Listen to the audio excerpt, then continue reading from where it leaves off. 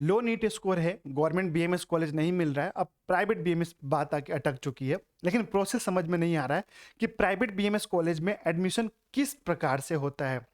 नमस्कार दोस्तों, मेरा नाम है डॉक्टर विनय प्रसाद और आज की इस वीडियो में मैं आप सबको यही बताने वाला हूं कि आखिर प्राइवेट बीएमएस कॉलेज में एडमिशन कैसे होता है।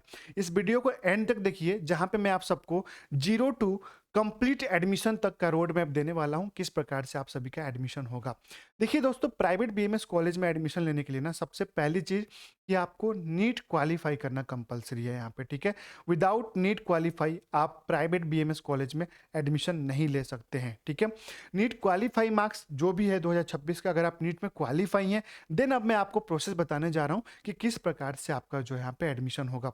सबसे पहली चीज़, जब आप नीट क्वालिफाई कर लेते हैं तो आपके सामने विकल्प आता है क्या कि भैया गवर्नमेंट कॉलेज तो मिल नहीं रहा है, अब प्राइवेट कॉलेज के लिए आप ट्राई करना चाहते हैं, ठीक है। प्राइवेट कॉलेज के लिए आप ट्राई करना चाहते हैं तो अब आपके सामने क्या ऑप्शन होगा। सबसे पहली चीज, आपके पास दो ऑप्शन होता है, एक होता है स्टेट कोटा का, दूसरा होता है ऑल इंडिया कोटा का, ठीक है। ये दो प्रकार से आपकी काउंसलिंग होती है और इसी काउंसलिंग के माध्यम से इसी में से किसी एक में आपको एडमिशन मिलता है।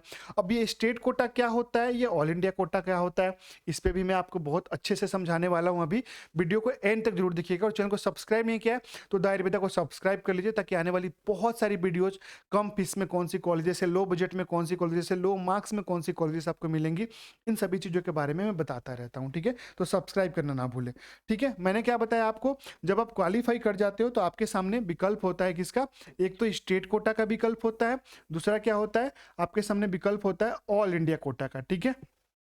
अब ये स्टेट कोटा क्या होता है, मान लो आप किसी राज्य से हो, आप उत्तर प्रदेश से हो, आप महाराष्ट्र से हो, आप कर्नाटक से हो, आप बिहार से हो, किसी भी राज्य से हो, आपके स्टेट में एक प्राइवेट बीएमएस कॉलेज है जहां पे टोटल 100 सीट है, क्या है, जहां पे टोटल 100 की इनटेक होती है।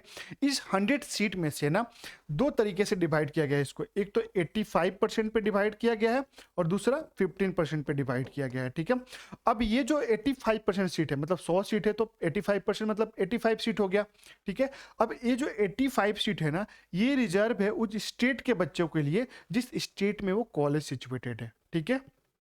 तो एक बात तो क्लियर हो गई कि अगर आप प्राइवेट बीएमएस कॉलेज अपने स्टेट में लेना चाहते हो तो आप स्टेट कोटा की काउंसलिंग कराओगे, और स्टेट कोटा की काउंसलिंग कौन करता है, वो स्टेट ही करता है, ठीक है।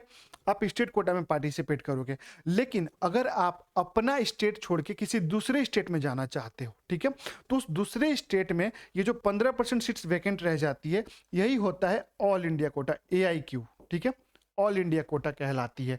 यानी कि 100 सीट है, उसमें 85% सीट उस स्टेट के बच्चों के लिए जिस स्टेट में वो कॉलेज है, रेस्ट जो 15% सीट बच जाता है ये पूरे भारत के बच्चों के लिए है। यहाँ पे आप पार्टिसिपेट कर सकते हो। समझ में आ गई बात आपको। अब मैं एक बार और इजी तरीके से समझा देता हूँ आपको। मान लो आप यूपी से हो, ठीक है, आप मान लो आप यूपी से हो, आपको एडमिशन लेना है कर्नाटका में। कहाँ लेना है, कर्नाटका में एडमिशन लेना है आपको। तो कर्नाटका के किसी कॉलेज में आप काउंसलिंग करोगे तो वहाँ पे 15% सीट पे आप फाइट करोगे, ठीक है। वही कर्नाटका का बच्चा उसी कॉलेज में एडमिशन कराएगा तो वो 85% सीट पे फाइट करेगा। जब आप काउंसलिंग का फॉर्म भरोगे प्राइवेट बीएमएस कॉलेज के लिए तो वहाँ पे आपको ऑप्शन मिलता है कि आप स्टेट कोटा से जाना चाहते हैं या ऑल इंडिया कोटा से जाना चाहते हैं।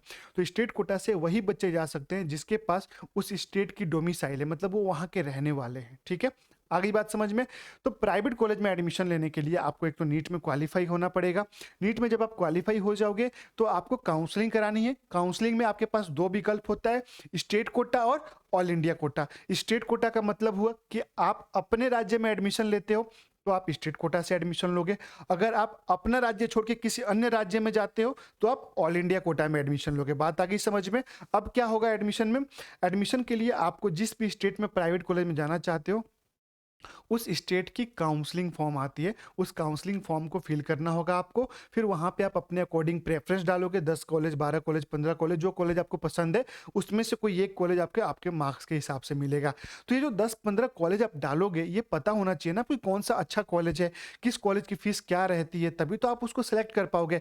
तो ये जो है सारी चीज़ें मैं आपको इस चैनल पर बताता रहता हूँ कि यूपी के अंदर सबसे बढ़िया कॉलेजेस कौन सी है जो आप अपने चॉइस फिलिंग में डाल सकते हो, बिहार के अंदर कौन सी है, मध्य प्रदेश के अंदर कौन सी है, महाराष्ट्र के अंदर, कर्नाटक के अंदर, सब कुछ बताता रहता हूँ। तो दोस्तों इस चैनल को आप सब्सक्राइब कर लो। जैसे ही काउंसलिंग स्टार्ट होगी मैं ये सारी अपडेट देता रहूँगा और पूरी काउंसलिंग को मैं आपके सामने फ्री में समझाऊंगा, जहाँ पे आपको किसी प्रकार की कोई कंफ्यूजन नहीं होगी और आप अपना एडमिशन खुद ले सकेंगे। होप कि वीडियो पसंद आए, वीडियो को लाइक जरूर करें, चैनल को सब्सक्राइब कर ले। जय हिंद, जय आयुर्वेदा।